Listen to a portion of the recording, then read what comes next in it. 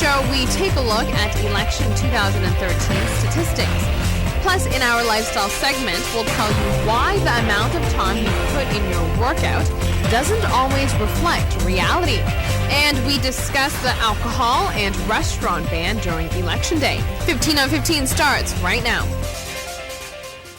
Thanks for joining us. I'm Yentl. As the number of votes comes into Censo, more statistics are being uncovered for election 2013. Let's take a look at some of the top vote getters, as well as those who didn't reach as much support as they had hoped. Both ministers who saw the biggest increase and decrease was from the AVP party. Anmar Odeber is the minister who received the most vote increase. Mike de Meza decreased in votes the most. The party leader who received the most vote increase is Evelyn Weaver Cruz from MEP. The party leader with the most votes decrease is Boshi Weaver. The parliament member with the most vote increase is Xiomara Ruiz Maduro from MEP. On the other side, Marisol Lopez Trump from AVP dropped in votes the most. The candidate with the most vote increase belonged to Glenbert Cruz from MEP, and the newcomer with the most votes belonged to Dengi Odeber. In other local news, Fundación Panos Comunidad received some help from the social reform men to clean up their warehouse to make some room for more donations from Aruba. Currently, Fundación Panos Comunidad's warehouse is a bit of a mess. On Tuesday morning at 7:30 a.m., the young men from the social reform rolled up their sleeves to get to work. We have many things that we get from the community of Aruba, because not only we are a food bank, but we help families as well with clothing, with furniture, house articles and stuff like that. But after a couple of months of receiving items, giving to families, what happened, it got a little bit too, you could say, we had too many stuff in the warehouse and we had to do a big cleanup. According to Indra, the men did not hesitate and agreed right away to do the job. After the clutter has been cleared up, Fundación Panos Comunidad can receive more donations. It has been a very beautiful morning, and besides that, the warehouse is the half of the warehouse is completely nicely clean, and they have thrown stuff away that is not good anymore. So now we get more space to get more donations from the community of Aruba. In the bigger picture, the initiative being done benefits both sides.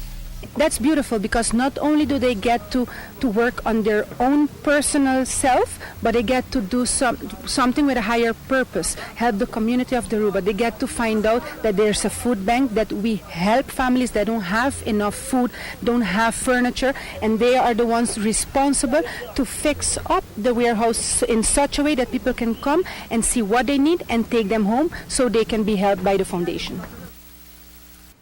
Now, as downtown develops into an area with prosperous economic opportunities, more and more investors naturally are leaning towards building and expanding their business. Diamonds International, which is located very close to the cruise terminal, is set to build its flagship store right here in Aruba. Diamonds International is ready to expand in downtown Orangestad. The multi-million-dollar project is a significant one to the company. Expectations are high for the Aruba store to do well. Yes, we're very excited to announce that we will be renovating the entire building here.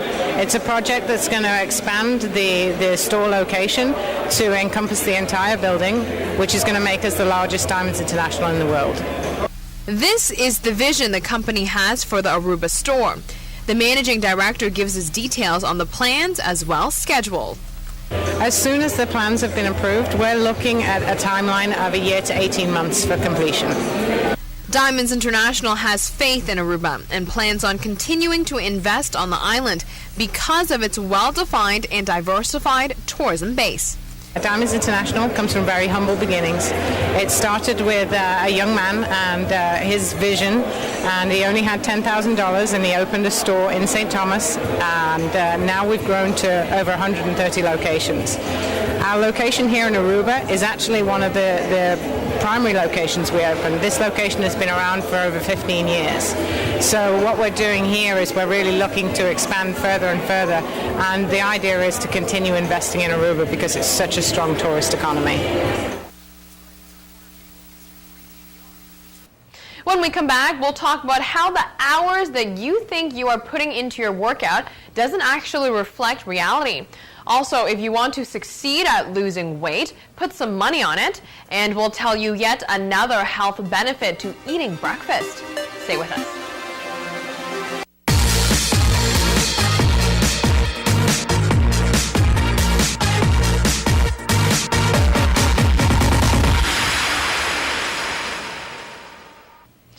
Your workout hours that you log in may not actually account for the amount of time you actually spend sweating.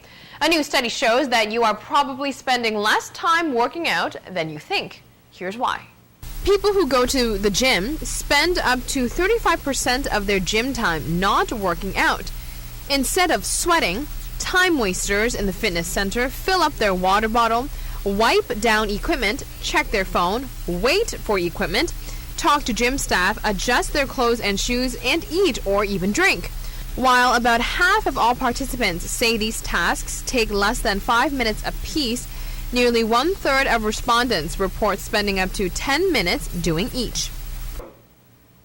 So the message here is you need to be more aware of your workout time. Now, are you trying to lose weight? Well, you might want to consider throwing some money in it. It turns out money can be a serious motivator. People who receive financial incentives are more likely to stick to weight loss programs and tend to drop more pounds than people who try to slim down without money. In a study, participants who met their monthly target goal earned $20 each month, while those who didn't had to cough up $20. It is not only getting the money that gets people more motivated, it also works when there is a cash penalty for not reaching a specific goal weight. Experts say it is human nature that we tend to make choices that provide immediate gratification. Financial incentives help by counteracting immediate rewards and promoting healthy behavior changes that we wish we would do more often. So if you want to try it on your own, you can download a free app that gives you cash rewards for working out. So search online because some of them allows you to choose what you are willing to pay. And now we all know breakfast is the most important meal of the day, and we've been advised time and time again to consume it. But now it turns out that you should eat half of your daily calorie intake in the morning. Make sure your breakfast is a big one. Eating half your daily calories in the morning might help you to lose weight more efficiently. By the end of a study, the large breakfast group had lost 2.5 times more weight and 4.6 inches more from their waist than the women who ate their largest meals in the evening. But it gets better. The big breakfast eaters also had lower levels of bad cholesterol and higher levels of good cholesterol, not to mention improved insulin sensitivity. Previous research suggests that your metabolism works most efficiently early in the day, so your body is less likely to store food as fat when you eat it in the morning. It seems as though as more and more research actually goes into breakfast, the meal just becomes more increasingly important. On that note, we will be right back. This is what's coming up.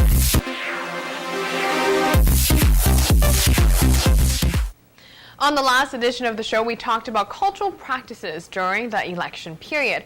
On today's show, let's focus on how alcohol is banned within the 24-hour time frame of Election Day and how restaurants were forced to be closed. I spoke to a few tourists and a local bar supervisor on their perspectives on this specific law Aruba has every 4 years during the election. According to Jeremy Maduru, the supervisor at the local store, they were given a letter by the police demanding them to close up shop starting the night before election at 6 p.m. They are allowed to reopen on Saturday at 6 p.m. And of course, this indeed impacts business, but if they do not comply with this request, they will be fined. On us, it does affect us because Friday night is our most busy and awesome night what we have. But yeah, I mean, a break doesn't kill anybody, but still, it is kind of bad for business. So yeah, but it's political, so they do what they want. When asking Jeremy for his opinion on the law, he says it makes sense and it doesn't. Well, in a way, I guess it's respectable for a rule for the election, but in another way, it's like it's no use because still people going to be drinking on the streets. So, and they'll be everywhere doing crazy stuff or whatever. The tourists I spoke to are not familiar with this law back in their hometown, but they said they could see why it is enforced. I think just to be more like secure who's they're going to vote for instead of, when you have alcohol, then you're not going to know who you're going to vote for, or maybe you're confused. So I think it's a good idea. I can imagine that it would be that way just because they don't want people to get rowdy, I would say. Probably the same reason it is here. Probably thought that might influence the votes a little bit, or a little bit too, emotional about the election, that the alcohol would bring that out, I think, a little bit more. I think it's okay. I think it's correct because the people have to be, in his mind, in order to vote correctly. Because if you are drunk, you cannot. You're not, you're crazy. So you know exactly what they're thinking and what they're doing. I think it's right. I think it's a good idea. Sometimes, you go in, you're drinking. It kind of disturbs you from who you're voting for. You know what I mean? You want to have a clear mind. You want to have a clear mindset of who you're voting for. You know what I mean? You don't want to go in there, I'm voting for him because, he did something and you're upset and you're drinking, you know what I mean? You want to have a clear mindset. I always think when you do election, you got to have a clear mindset to find out, to focus on who you want to vote for. Others disagree. They say whether alcohol is consumed or not during Election Day, it will not impact the outcome of the results. No, alcohol make people lose some kind of barriers, so they can fight or they can argue in reference on any political subject. It's going to be dangerous. I don't know, but probably you are a nice people, sweet people, and that is not going to happen. But usually, yes, could happen. You can fight, but you can fight also for a football game. And I mean, it's a law. I guess maybe something happened years ago that caused this to happen, but me personally, being a drinker, it wouldn't really affect what I'm going to do because I do my research like weeks up to, or maybe months up to when I'm going to actually cast my vote. So to me, it wouldn't affect me much. But I guess maybe something happened years ago where they put a law in because somebody claimed that they was under the influence whenever they put their vote in. I think that it could only help loosen people up, and rowdiness is going to come regardless. I think maybe whether alcohol is involved or not, it might intensify it a little bit, but I think if you're really passionate about something, that just carries you through regardless of you're being inebriated or not. That is our show for today. Thank you for joining us. Please tune back in on Wednesday night starting at 7:15 p.m. for a brand new edition of 15 on 15. We'll see you then.